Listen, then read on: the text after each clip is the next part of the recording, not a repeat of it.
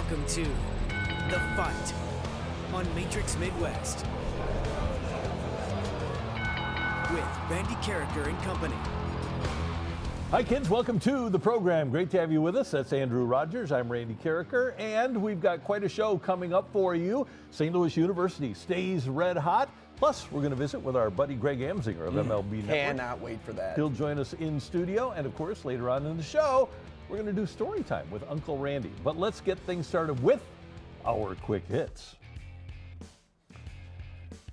And we'll start with the Blues. If Joel Hofer truly has established himself as the Blues' #1 goalie moving forward, and his play since the opening month suggests that he has, it forces a difficult but unavoidable question about Jordan Binnington's timeline here with the Blues. Binnington's contract, age, and remaining league-wide reputation still carry value, but for how long? He's under contract for a couple more years. The longer the Blues wait, the more they risk diminishing returns or an awkward, expensive tandem that slows the transition. And if they trade Binnington and Hofer gets hurt, do the Blues have a goalie that could step in for a 10-game stretch if they have any hopes at all in the next several years of winning? It's a really tough question for Doug Armstrong and Alexander Steen to answer. Yeah, especially if you have two essential #1s on your team, and then you throw in just a backup that might have a lot of promise, might not fit the mark the Blues need him to at that moment in time in the schedule. But if the Blues are going to move on from Binnington, here's exactly what you do.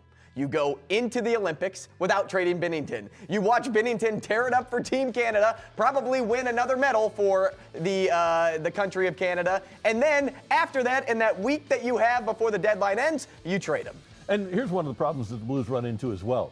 The two players that are most invested in the St. Louis community on that team right now are Colton Parayko and Jordan Binnington. Binnington is all about St. Louis. He loves the town, and it would crush him to leave the Blues. And I'm sure that's something that the Blues have to think about is, do you want to trade people that are really invested in your community in addition to your team, walking out the door and trading them? Because players talk to each other and they say, okay, Binnington did all he did for the Blues and he's always there during the summer. Is he going to do it to me if I go there too? And so I think the Blues have to concern themselves with something like that. And we know how important community is, and you know especially that going to the Hall of Fame on Monday and just seeing how many of the former legends that used to wear the blue note still live in St. Louis today. That being said, they did fire John Kelly. That is true. The Billikens just keep rolling with their win over Fordham. They're 16-1 and unbeaten in the A-10 heading into the weekend game against Richmond. If net rankings mean anything, SLU should dominate the A-10. While the Billikens are ranked 24th in the country in net rankings, the next teams from the A-10 are number 56, VCU, which the Bills already defeated on their home floor, number 62, George Washington, and number 66, George Mason. The Bills can play with most of the teams in college basketball. Other basketball, Mizzou handled Auburn 84-74. They continue to do well in the SEC. The Tiger defense continues to improve. Auburn shooting just 41% from the floor. And Illinois is so workmanlike. The 13th ranked Illini took on Northwestern and hammered them 79-68. The one thing that I love about all three of these teams is they don't have one 20-point scorer on their team. They have guys that range from 14 all the way down to 10, but they have 3 to 4 of those guys on their teams, and that's what makes them so special, especially SLU. They've got it all working right now. You just look at the numbers they're putting up, and it's really hard to lose basketball games when you shoot 50% from the field. They've done that in 7 of their last 10 games. This SLU team is so dangerous that it's almost an afterthought at this point that they would miss the NCAA tournament. A big story unfolding in the NCAA. Multiple players named in a federal indictment accusing players of point shaving and game fixing. Players from about 15 schools, including St. Louis U, are included. Brad Ezewiro was the Billiken that was named in the indictment. We don't know yet how serious these charges are, but when you get your name in an FBI indictment, that's pretty bad. Yeah, just don't do it. Guys, what are you doing? In the world where you can track everything, and there is so much documentation, even in your own text messages, stay away from all of that gambling nonsense until you are far gone from your college days. Baseball, Philly starter Ranger Suarez got $26 million a year from the Boston Red Sox. It's nothing compared to what reports say Kyle Tucker was offered by the Mets. As he field calls from the Mets and Blue Jays, the top free agent available has been offered a short-term deal by the Mets that's believed to be worth $50 million a season.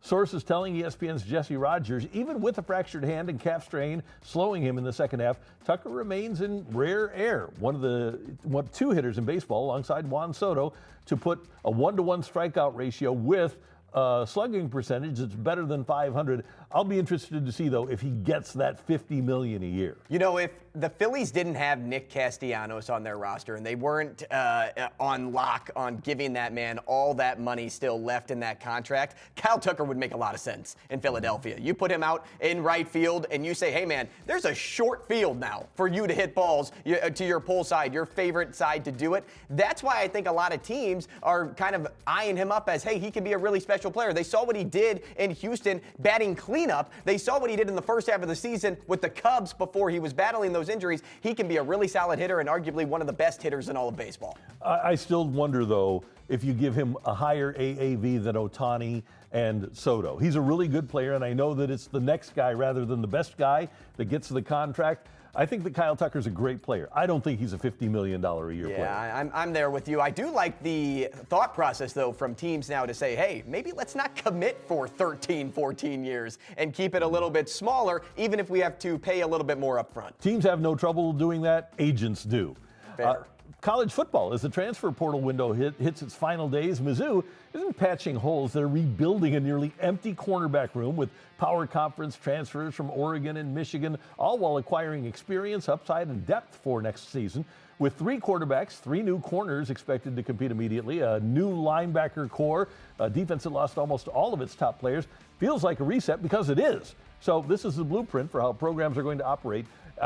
Andrew, we aren't going to have football programs anymore. We're just going to have teams year to year. It's going to be like AAU. Right. Yeah, and I love what Eli Drinkwitz and the rest of them in that room did in order to refill the roster and make it the best that it could be. I was actually shocked when they went out to get the UConn transfer quarterback just to add another body to the room and make that as competitive as it can get. Drink knows that, hey, this is where we are right now. We might be idling and we need to find a way to take a step forward. He's not afraid to bring in players to make every position a competition so that you can put the best player forward. And I think what's going to happen here is that high school players are going to wind up going to the Lindenwoods and the SEMOs of the world. Those schools are going to develop the really good players, and we won't even have, unless they're extraordinary, like Underwood at Michigan, we aren't even going to have freshmen playing for the Power 4 schools. And you know, if you ask Jed Stugart over at Lindenwood if he's okay with that, the first reaction is probably no, I want my players to stay with me and win a national championship or at least win a conference championship. But you know what this could do for Jed Stugart is if he is able to develop, like you say, and he is able to spit people out to those Power 4s, he will then be a coach in the Power 4. And coach,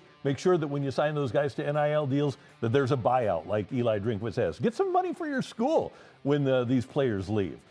The Cardinals are positioning themselves in a powerful spot from a payroll perspective. For 2026, their payroll features just one player making more than $6 million. That's Dustin May. And by 2027, their guaranteed payroll without pre-arbitration and arbitration players is only $13.5 million. That'll rise to about $42 million, even with projected arbitration estimates. That's not just flexibility, that's a clean runway. And with a looming CBA expiration and a potential lockout on the horizon, Cardinals are in a good payroll ballpark with the books essentially wiped clean after the season. If they want to raise the payroll and if they want to give extensions once there is cost certainty in place after 2027, they'll have a lot of room to do so. I love this for Chaim Bloom because he gets to do that with everybody of roughly the same age. It's not like you have to worry about, hey, this player is 29 years old and he's going to be due it next year and then I'll wait maybe 3 years for Weatherholt or 2 years for Wynn, whatever it might be. No, all of them are going to come up at the same time. So you're going to know who to give big money to, and then by that point you should say, hey, this team's really good. Huge questions, though, for the Cardinals in terms of revenue generation, right? Because they don't know who their TV partner is going to be. They've lost 1.1 million fans over 3 seasons. That's about $60 million. $50 a fan for a million. That's $50 million right there. And Jeff Passan reported that the Giants are pursuing both Nico Horner from the Cubs and Brendan Donovan from the Cardinals, that'd take another nearly $6 million player off the Cardinal payroll. And then Bob Nightingale came out and said, nope, Horner not going to go to the Giants, which means Brendan Donovan all of a sudden becomes the best infielder available. The Cardinals can get a lot back in return. And if there's a bidding war, because we know Seattle's connected and has been connected for a while, say the Giants hop into the mix and then maybe another team or two, you're going to get a great return for another all-star player. I know Tony Vitello loves Brendan Donovan. I don't think the Giants have what it takes to get him. I don't think the Giants could overwhelm the Cardinals in a deal for Brendan Donovan. And you have to send the right prospects. So that's really what it ends up being. Those are your quick hits here in the fight. Coming up, we're going to talk to our buddy MLB Network's Greg Amsinger right here in studio, here on Matrix Midwest.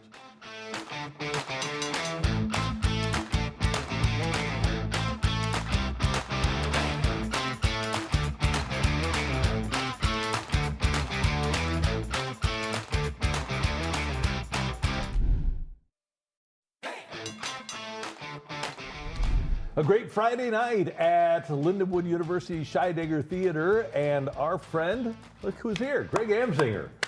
I'll clap for him. It's about time. Back in his hometown, and he's heading back to his alma mater, Lindenwood University, for the inaugural Amsinger Speaker Series. And first of all, thanks for stopping by, man. Thanks for having me. Be here.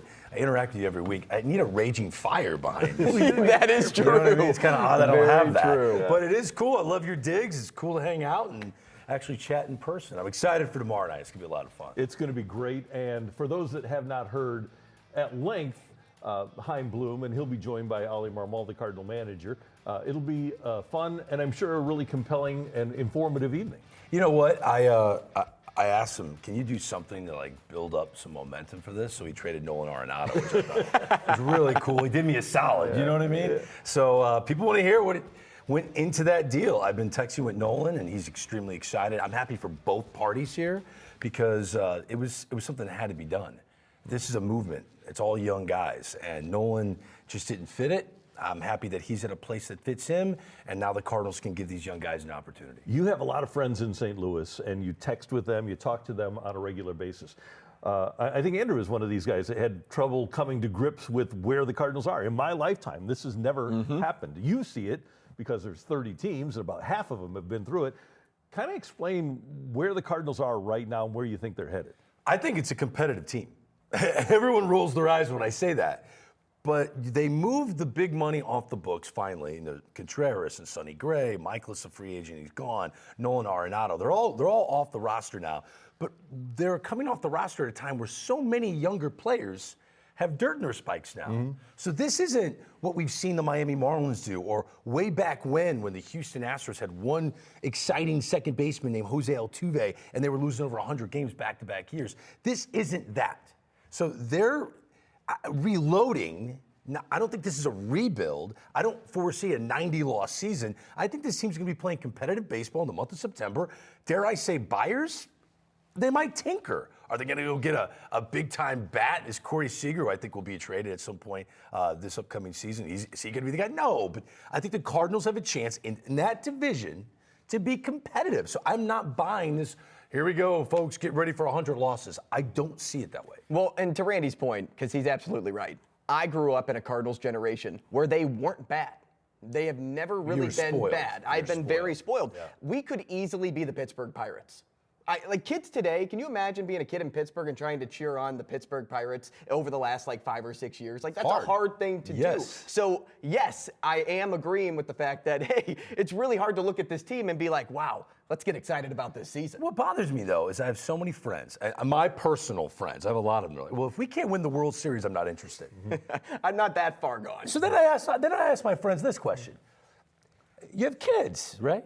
So if you know little Billy can't win the state championship in wrestling, you're not going to go watch him compete in any of his matches? Where's the word love has loyalty involved in it. If you love Cardinal baseball, then come support them. And that's one of the things I want to talk about tomorrow night. It is so important the impact a fan base has on what an organization can do. If you support them, especially during a time like this, now all of a sudden, they can tinker. They might tinker at the deadline. Whereas if there are 10,000 people sitting in the stadium, then they don't have the funds to do that. It's a whole new revenue stream in Major League Baseball. Supporting the Cardinals is so important. I wish I lived here to go do it more than I do. And it's something that I'm going to drive home. I'm going to consistently drive that home, that you got to support the team you love, just like you would support your children at their sporting events. Even though the Cardinals got Jack Martinez, who wasn't in Arizona's top 30 prospects, out of this deal, and they gave a lot of money to the Diamondbacks to pay Nolan Arenado, I think the Cardinals got out of it exactly what they needed to get out of it. I thought the trade, and I know a lot of people at the Athletic gave them a B-, C+. I thought it was an A+. I thought the Cardinals did exactly what they needed to do. Could not agree with you more. The fact they got $14 million of that remaining 2 years back, $14 million, are you kidding me? And then another kid that I don't care what the rankings say, it's swing and miss stuff that he likes. A tall, projectable pitcher, and what Chaim Bloom is doing is he's recognizing he's not going to outslug anyone anytime soon. And baseball is groupthink. So everyone wants exit velo, launch angle, slug, on base. So if everyone wants something, the price of poker goes up for that product. So why don't you go in a different direction and just stockpile arms? And if one of them pops, ask the Detroit Tigers what that looks like. Yeah. If one of them pops, if one of them becomes a star ace, all of a sudden it changes the way that organization looks. Tarek Skubal makes that team the best team in that division, and also makes them a team you don't want to face in the postseason because he exists. So if you continue to go accumulate projectable swing and miss arms, the chances of turning this thing around quicker than you think. So when you look at the infield now with Arenado gone, because I think it's pretty easy that you could say it's Gorman at third, Wynn at short, Weatherholt at second base. But there's a lot of fans and other listeners that push back on that, saying Sajaci should be at third, Herrera should be back at full-time catcher, even though Randy and I think we believe he should either be at first base or the outfield, maybe primary DH. How do you look at this infield today? What will it look like on opening day? I think you make a good point. I think Gorman's going to get the first crack at being the everyday third baseman. They just want to see what that looks like for a full season. He psychologically wants to see that. He likes that position the most. And it was a very difficult thing to put him at second base and not give him regular run at any one spot. I push back on the Herrera not being a catcher thing. They believe, especially with the elbow injury getting fixed, they think he can do it. And they like his relationship with the pitchers. They liked his IQ for the game and calling pitches in the right moment. They do like his hands. Look, base stealing is an issue, but because of the new rules, how much can you control it anyway? There are only a handful of teams that are good at it. Yep. So to take a bat that gives you a statistical offensive advantage when you know you're not going to set any offensive records, if you take a bat that can produce behind the plate at an above average level, that gives you some sort of an advantage in your lineup and an opportunity for someone else to DH or play first base. So I think Herrera is going to get a full run in spring to be the catcher. I like Sajaci a lot, but I think Weatherholt's probably going to be the front runner at second. And then from there, I think it's going to be a competitive race in the outfield to see who gets consistent at-bats, but they're going to start to have an image, and I hope it's more athletic. I hope it's a little bit of small ball. I'm hearing Victor Scott is working on bunting, which makes me very excited, and I want to see this team put the ball in play and run when they get on base, try to manufacture some runs. Here are my thoughts about Herrera. Number one, the Cardinals minor league player of the year, not one of their catchers of the year, the minor league player of the year in 2024 is Jimmy Crooks, who's going to be here this year. The Gold Glove winner among catchers of all major leaguers, Leonardo Bernal. They have a switch hitter in Bernal, and then they have another hitter, Rynel Rodriguez, who's on his way. I just don't see Ivan Herrera being the best of those guys, and he's athletic enough to be a good first baseman or a good left fielder. Well, and here's the other thing. It's taking young players and making them assets. Yep. So just because young players are, they don't have a major contract extension attached to them, doesn't mean that they're unmovable pieces. So if you can prove to the other 29 organizations that Ivan Herrera, who, by the way, was the only Cardinal in the top 100 players right now in MLB Network, by the way, surprised a lot of people, all of a sudden, that's a movable piece. If he can prove that he's a catcher, that can hit like this, that can get on base, that grinds out this many quality at-bats. Now, if you like the young guys that are, and you look at Adley Rutschman, the Baltimore Orioles are hoping he comes out guns a-blazing so they can move him. They're going to move him because they just locked up their catcher of the future. They got another kid in the minor leagues. They drafted. Their last draft was 2 catchers. So they don't look at him as a long-term answer. At this stage of the game, and Heim knows this, you have to make sure you're maximizing value for all of the players that are in your big league roster because it's not set in stone that they're all going to be with you the next 3 years. And by the way, Dale Murphy started out as a catcher. Yes. Craig Biggio started out as a catcher. Bryce Harper. There you go. Yeah, a lot of guys were catchers. So they can't be Jason Worth. Right. You could play a game Your with favorite this. guy? My favorite guy, Jason Worth, the bearded one. Yes, absolutely. A lot of guys started out as catchers. You know? Right. Well, isn't it funny how we didn't even mention Donovan, though, at all? Is it because we just know he's going to be playing for somebody else? I mean, Heim did me a solid for trading Nolan Arenado. He might be my best friend ever if he trades Brendan Donovan. Before tomorrow night at 6 p.m. where the cocktail hour starts at the Scheidegger Center. We'll be on stage at 7 o'clock. Brendan Donovan is the most courted guy, and I think moving Arenado was imperative, and this is another reason why it's an A+. That messes with the negotiation of trading Brendan Donovan. When they know he's like hamstrung with Nolan Arenado on the roster, the other clubs know that. But now Arenado's gone, it gives him so much more flexibility to go, you know what, we'll have another season with Brendan Donovan. Yeah. We'll have another season with Brendan Donovan. Because when they know you need to get people off the books, you need to start accumulating talent, it changes the whole leverage game. So I think Arenado being gone just accelerates the Brendan Donovan sweepstakes. He's going to get traded. All right, you mentioned Yelich and his comeback year. We know you love Elly De La Cruz. I love him. But Cardinals, Cubs, Pirates, Brewers, Reds. Is Alex Bregman the best player in the division right now? No. Who is? I mean, best player in the division? I think he is. Well, look, you know what's funny? The thing that hurt Alex Bregman, and he got a nice contract. Yeah. He would have gotten more if he never would have come off the IL. That's a good point. Yep. The image of him in Boston when he went on the IL was, wow, he's the captain, perfect for Boston. You know, they have to sign him right now. And they moved Devers off, and he won him over. But then when he came back, he had moments where he looked like an aging superstar. Now, the Cubs want him for his leadership. Matt Shaw was not good defensively at third base, so now he's going to fix that. I don't see him as the best player in the division. Is it still De La Cruz then? What's the criteria of this game? I love a good game. Can it be Is Paul this like that? Skeens? Is this like the? Is this the top 100 right now? Yeah, because Paul Skeens is the best player in the division. Yeah, position player I was going with. Position player. Look, Elly De La Cruz is one of the top 5 most talented baseball players in the world. He's unbelievable. But talent and player are two different things. Sure. I'll say this.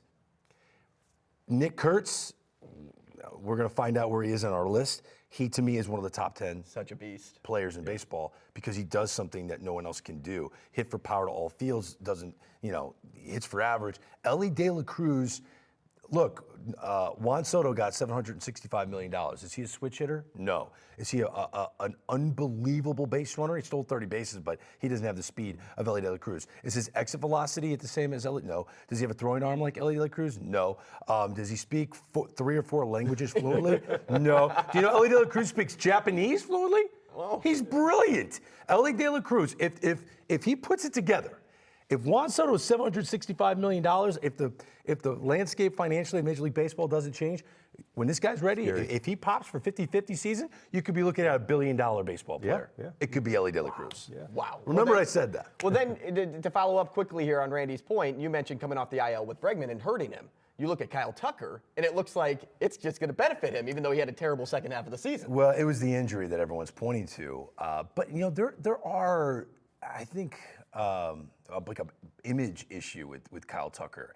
And the worst thing that happened to Kyle Tucker was, and I don't know why it's connected this way, but guys that have these low, slow motor, and then they're consistent, but aren't these tail-wagging beasts that run through walls and scream after they hit a home run. People immediately start to worry, is this the next Anthony Rendon? Anthony Rendon has scared so many teams because that contract was such a disaster. A guy that openly came out and said baseball's a job. He doesn't really love it. Kyle Tucker, older brother, played in the big leagues for a little bit. I think loves the game, but doesn't have one of these gigantic personalities. So I think that's why you're seeing the reports of the Mets going for a shorter-term deal with a higher AAV because they don't want someone that doesn't absolutely love the game on the payroll for 10 years. So, unfortunately, the way you act, body language matters when it comes to free agency. And we'll see how it affects Kyle Tucker. You can get tickets for Greg at Lindenwood at the Scheidegger Center at luboxoffice.com. You need to check that out. About 30 seconds. What would 15-year-old Greg have thought of you doing what you're doing this weekend? Being involved with the Cardinals. The Cardinals love you. You're going to be down at the winter warm-up doing some stuff, right? Yeah, absolutely. I'll be there Saturday. I mean, I couldn't imagine what little Greggy Goo Goo, that was my nickname when I was a kid. I couldn't imagine what little Greggy Goo Goo would have said to this. It's an incredible thing. I think I'm well suited for MLB Network because I fell in love with Cardinal baseball. I love baseball because of Cardinal baseball. And I wouldn't be the broadcaster that I am if I didn't go to this incredible blank canvas playground for creativity like Lindenwood. So it all worked out. It's a dream come true. Turn around. Yeah, check it out. Thank you. I need a fire over my shoulder when I'm on this show. One of my favorite segments on MLB Network this offseason has been the hot seat, which is pretty cool. That's a good one, yes. I try to come up with good ones for you. You're the best, brother. Thank you, guys. Awesome. That is Appreciate the you, man. one, the only Greg Amsinger again at Lindenwood on Saturday, or on Friday night, rather.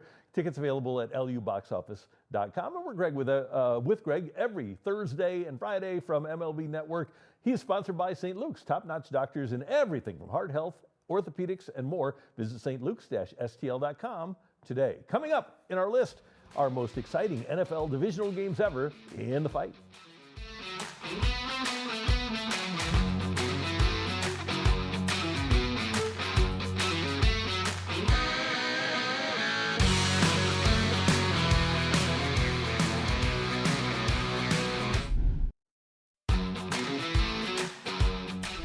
It's time for the list, and with divisional weekend upon us, Andrew and I are going to give you our best divisional weekend games ever. And I'm going to start, Andrew, with the 1977 playoffs, December 24th, 1977, one of the great games of all time. We talked about this right around Christmas time. Goes to the post. The Raiders down 3 at Baltimore in the final minute. Ken Stabler is the quarterback, and he throws a pass that seems uncatchable to his tight end, Dave Casper, a.k.a. the Ghost. Casper, the friendly ghost, right?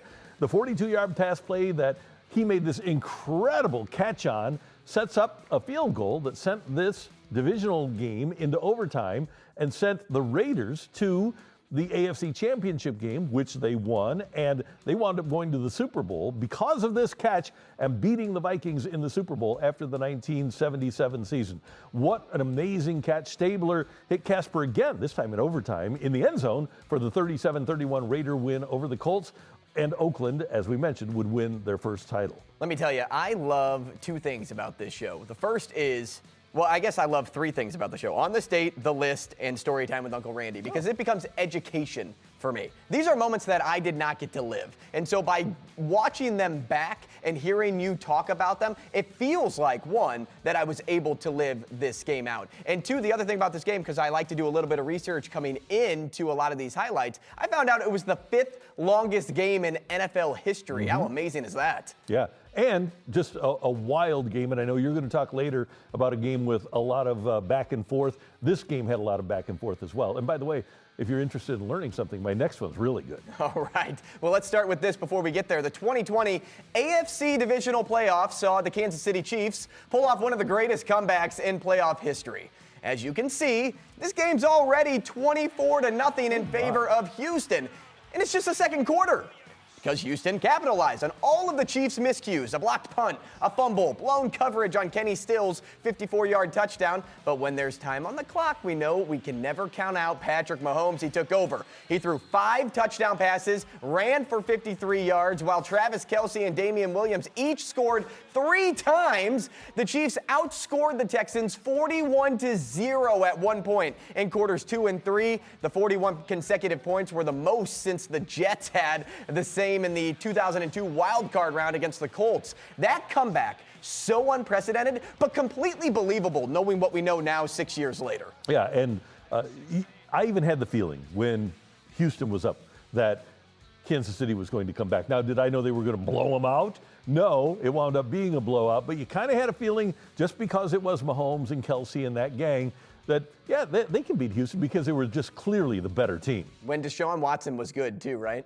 When he was in Houston. was good. Yeah, he was really good. He led the league in passing yards. I know, he actually was good. We're not actually being sarcastic about that. All right, Andrew, what do they call a play that is a long pass that is caught in the end zone at the end of the game with the clock winding down? What do they call that? Let me say a prayer, maybe the Hail Mary. Here we go. The very first Hail Mary came in 1975. Cowboys 17, Vikings 14, two of the dominant teams of the decade, and the Cowboys and the Vikings meet at venerable Metropolitan Stadium. Brent McClanahan goes over from the 1 midway through the 4th to put the Vikes ahead 14-10. But the Cowboys get the ball late, and the very religious Roger Staubach drives the Cowboys to midfield in the final minute. And Staubach looking. There's Drew Pearson, number 88, down the right side, and high and deep as far as he can throw it. And Pearson, who may or may not have pushed off for the touchdown, gives the Cowboys the winning touchdown here with less than a minute to go. Now, before this game, this was just known as a pass into the end zone, a big game winner. But we mentioned that Staubach was religious. He told reporters that he closed his eyes and prayed a Hail Mary, and the name of a play was born. How about that? I think you saw my reaction whenever he caught that touchdown. I was shocked. I'm like, wait a second, how is that a touchdown? He totally shoved the DB. But you know what? At the end of the day, it doesn't matter because you got one of the greatest post-game clips ever by hearing Staubach say, hey, I said a quick little Hail Mary while that ball was traveling through the air. Yeah. Okay, your next one is unbelievable. Yes. What a great game this was. Yes, it was. The 2012 AFC Divisional Playoff, a thrilling matchup between the top-seeded Denver Broncos, led by Peyton Manning, and the Baltimore Ravens. The teams were tied at 14 after the first quarter, 21 after halftime, 28 after 3 quarters, and 35 all at the end of regulation. And here's how they ended up in overtime. With seconds left in the fourth quarter, trailing by 7. Maybe Flacco said a Hail Mary here, too. He launched a 70-yard bomb to Jacoby Jones, who somehow just makes a play when defenders fall down. And, yes, he strides into the end zone. That tied the game and forced overtime. And then after a tense first overtime, nobody scored. So you have to go to a second overtime to get this. Justin Tucker's game-winning field goal. 38-35, Baltimore wins, and this was more or less the unthinkable for the Broncos, who came in on an 11-game winning streak, the odds-on favorite at 3-1 to win the Super Bowl, and it was all going to happen in Manning's hometown of New Orleans, nonetheless. How does Jacoby Jones get behind the Denver defense for that play? That is just unbelievable to me. And, oh, by the way, in Week 17 of this season, Chicago and San Francisco, the first regular season game, you remember Mike Tirico talking about it, that was tied 7-7, 14-14, 21-21, 28-28, 35-35. The reason that he said regular season is because this was the first and before that only game to be tied at all of those benchmarks during the course of a contest. Yeah, the other point to your Jacoby Jones take there. Every DB should watch this play and say, this is why you don't go for an interception. Yeah. This is why you just defend your player and knock it down. They had to go so far down the field to score a touchdown. Just play good defense. Don't be a hero. All right, in this segment, we love Hail Marys, apparently. My number one, January of 2016, the double Hail Mary game. Arizona gets a field goal with 1:55 left to take a 20-13 lead over the Packers in Glendale, Arizona. But it's prime Aaron Rodgers in the divisional playoffs that they're going against. After the field goal, the Packers have to start deep in their own territory, and a Rodgers sack and an incompletion force 4th and 20 from their own 3-yard line with 55 seconds left. And Rodgers, how about this? Rolling to his left. The right-hand throwing Rodgers rolling to his left, and holy cow, 61 yards. Jeff Janis, a Hail Mary out of the end zone. But still a long way to go after this play to Janis. And I'll tell you what, Rodgers was the best maybe ever at the Hail Mary. And Green Bay still needs a touchdown. Packers try to spike the ball, don't get set. A penalty is called, 12 seconds left at incompletion. And then 5 seconds left from the 41-yard line to Janis again. What a play. Wow, 2 Hail Marys in the same drive. The game goes to OT, tied at 20. After that incredible performance by Aaron Rodgers. But Carson Palmer hit Larry Fitzgerald for a 75-yard gain on the first play of overtime, then a 5-yard touchdown pass on a shovel pass from Palmer to Fitzgerald to win it in OT, 26-20, and saved the Cardinal defense's bacon. Yeah, unbelievable. You mentioned probably the best ever, convert the Hail Mary. I have to sadly agree after watching that a whole bunch over my fandom in the NFC North. And number two, it's amazing how the Cardinals were able to survive this. Yeah. Because those two moments are the killers. You go into overtime and you just basically tell yourselves, we don't have the momentum, we're not winning. But what a good job by Arizona to just give Green Bay a taste of their own medicine and have Larry Fitz do the job. Yeah, 4th and 20 from your own 3-yard line and a 61-yard pass. It really was a prayer.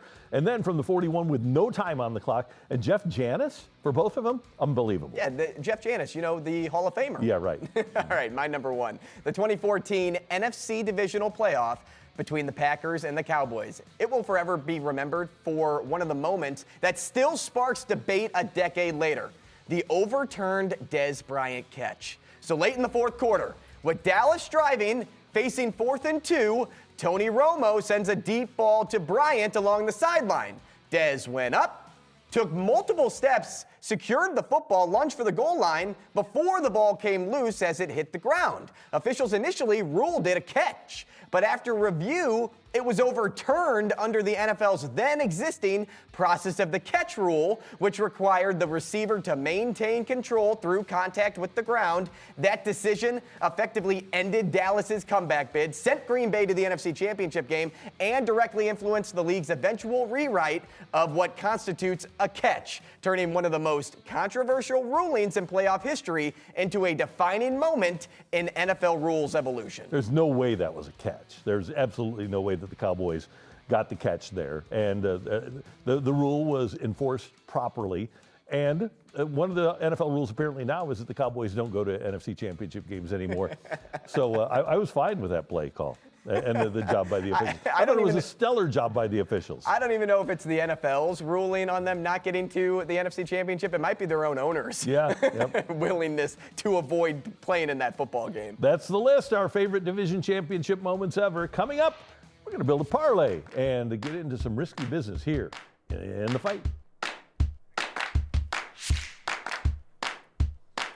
Hey, it was a while ago at this time of year that I had to have my quadruple bypass surgery at St. Luke's, and I have felt great ever since 2012. We're coming up on 14 years, and the job that they did for me in keeping me alive and allowing me to be a productive member of society was astounding. And I couldn't be more proud of the fact that I have an association with St. Luke's now, because when Dr. Morton Rinder discovered that I had the problem, it was just an abnormality in my heart. And he said, hey, we got to go in and do bypass. And then Dr. Cordy Cordes, who is retired now, did a magnificent job with my surgery. And then the rehab was amazing. The rehab folks at St. Luke's are as good as it gets, and they got me back to being 100% again. If you ever have an issue, and especially when it's as cold as it is now, if you ever have a feeling in your chest, like, okay, it's a burning sensation, or it just doesn't feel right, get to a doctor at St. Luke's. Their cardiologists are the best in the business, and if you do have a problem, their surgeons are the best in the business. All you need to do is give them a call, find a cardiologist, ask for Dr. Morton Rinder, and they'll take care of you. 314-205-6801, or go to stlukes-stl.com.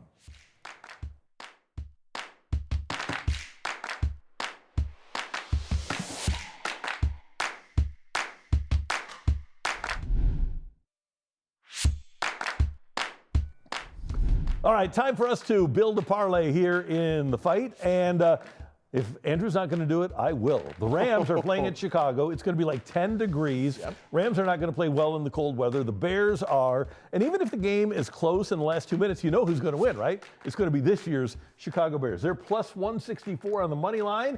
I like that bet a lot. So, and how about that? The way the blows my mind still. Minus 198 for the Rams ain't gonna happen. Blows my mind. I love the double down. Okay, here's mine for you, Randy. I did a ton of research for this play. So if you could just kind of give me a little taste of the Seattle and 49ers game. Okay, here's my research. Seattle on 14 days rest, 49ers on 6 days rest. According to the NFL, teams to have a big rest window have the advantage going into the playoff matchup. They're 7-0 and straight up since 1984. But the 49ers are 7.5-point underdogs. And the Seahawks, even though they have the largest spread of the divisional round, the 49ers, as underdogs in playoff history, won 2 of the 3 games that they've played in. Guess what? They haven't played in that 3rd game yet. So you know what? They will cover again, even if, hey, the Seahawks could win straight up. No value there, but the other stat gives you a ton of value up there. I like it. Way to do the research. All Nice. right. So, we're at plus 422 on this payout. one. I'll take $500 on Sunday. What do you think? 522.82. That's a nice payout. All right. That's building a parlay, and that's risky business. Here in the fight. Coming up, we've got Take It or Leave It and Story Time with Uncle Randy next. All right, time now for Take It or Leave It. And Andrew, Adrian Stubbs, a guard at Phoenix, Arizona Maryvale High School, became the first player in Arizona high school basketball history to score 100 points in a game with his historic effort in a 109-25 victory over Yuma. The team scored 109, he had 100. He scored 70 points in the first half, added 30 in the 3rd quarter before sitting for the entire 4th period. Now, Stubbs is an unranked recruit in the 2026 class. His only scholarship offers to date are from junior colleges, and he scored a season game high, career high in a game, 24. So take it or leave it. One game of shooting like this should have Dennis Gates texting him immediately. All right, I'm going to take it, and I'll explain myself here. One, it's not an easy thing to do, even if you're just an average player, to score 100 points. Like, you have to be if nobody's good. defending you. Right. Right, So, right. And so that means it's a little bit of, hey, he's a pretty talented guy, and he shouldn't just be getting JUCO offers. And number 2, why are we scheduling that game? Yeah, really. Why are we scheduling this game in high school, guys? Yeah, Come on. 109 to 25. Yeah, not Unbelievable. Not great. Yeah. 100 points. So the other team, the rest of the team scored 9? Yeah. And he didn't play the 4th quarter? He didn't play the 4th quarter. So he is their team. He was hot. He is their whole team. Yeah. If you can't score more than 9 in the 4th quarter in a game like that. Okay. Congratulations to Adrian Stubbs, by the way. Randy, TNT is extending analyst Paul Bissonnette, Biz, to continue its NHL coverage, okay? So now he will be a member of what every high-profile sport really has, a really fun comedic name at the desk, right? Biz, you have McAfee, NBA has Barkley, and baseball has Big Papi, and they might still be upgrading from there. But take it or leave it. Out of that group of comedians on set, Charles Barkley is the best of the bunch. Oh, it's not even close. Let's give him like 3 check marks here. Yeah, it's not even close. He's far and away number 1. I think he is the funniest guy on set. I think Pat McAfee is the most compelling guy on set, which is the difference here between the prompts. Yeah, former punter from West Virginia is the most compelling guy. Yeah, I think so. Toward all of the young generation, it's got to be him, right? Yep, that's Tioli. Now it's time for Story Time with Uncle Randy, and we're going to spin the wheel, and we're going to come up with a story for you. And it's going to be a story from the 2010s, 2010 to 2019. And we're going to do a little hockey. Get the baseball. Get the 2010 baseball. to 2019. Oh, we stayed with hockey. We stayed with hockey. Okay, 2010 to 2019 hockey. Let's do it. Oh, you know what's kind of, well, it's not sad, but 2016 was the last game that David Backes ever played with the St. Louis Blues in San Jose playoff series. It was the conference finals. The Blues thought they had a really good chance, and they wind up going to San Jose, losing Game 6. And David Backes, he knew that he wasn't going to be back with the team, so he cried when he was getting ready to leave.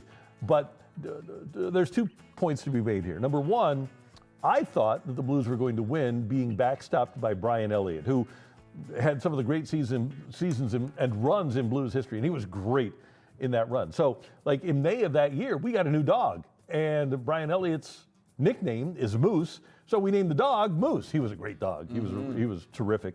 But also, David Backes had been such an integral part of the Blues from the time he came here after the lockout until he left in 2016. And he was a guy that invested himself in the St. Louis community. Speaking of dogs, he was heavily involved with several shelters here in the area. Just a great St. Louisan and a great St. Louis Blue. And then 3 years later, after he plays his last game with the Blues, he signed with Boston, and he plays in the Stanley Cup Finals against the St. Louis Blues. And one of his great friends, Alex Petrangelo, called him a buffalo head. But I just find it really sad that a guy who spent so much time and effort and really blood, sweat, and tears being a member of the Blues had to watch them win their Stanley Cup from the press box of the team that he was then playing for in 2019. A great St. Louis Blue, and that series was a bummer that David Backes had to go out that way. Yeah, David Backes, first ever jersey that I owned. And are you a judge of people that wear jerseys? Like, do you think that it's weird that grown men wear other grown men's jerseys? No, that's fine. No. I don't think so either. And I worked with a lot of people up in Omaha, which is why I moved back to work here with Randy, because I knew he wouldn't judge me for wearing jerseys. They would judge me all the time for wearing jerseys of other, what they would say, grown men. How's that weird? Well, you know what? I just got to go to Nebraska and get my number 1 Lawrence Phillips jersey going, and see if anybody judges you. See if they judge me. Yeah. Amen to that.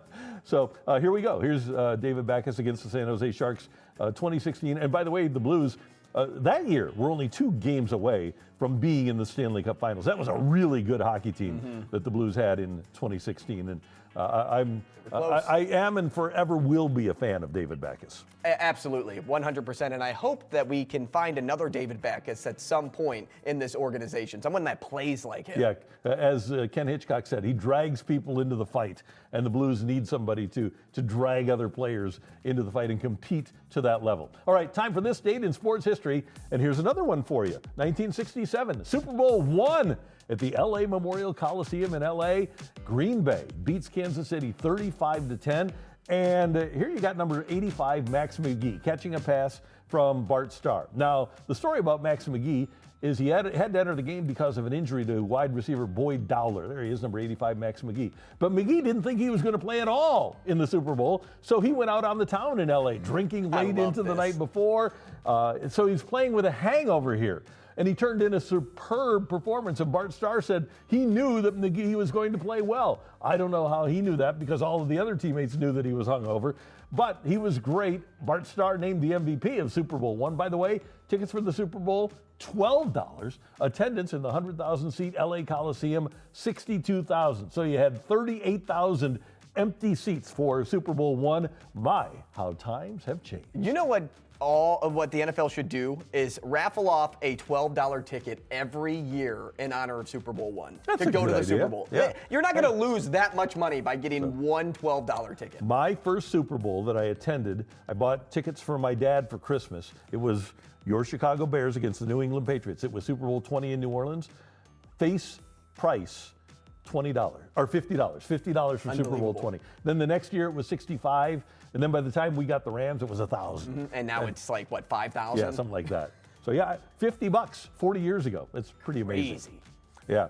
Hey, again, if you saw our segment with Greg Amsinger and you didn't get what you have to do to go watch Greg Amsinger on Friday night at the Scheidegger Center at Lindenwood, it's luboxoffice.com. You can get tickets there.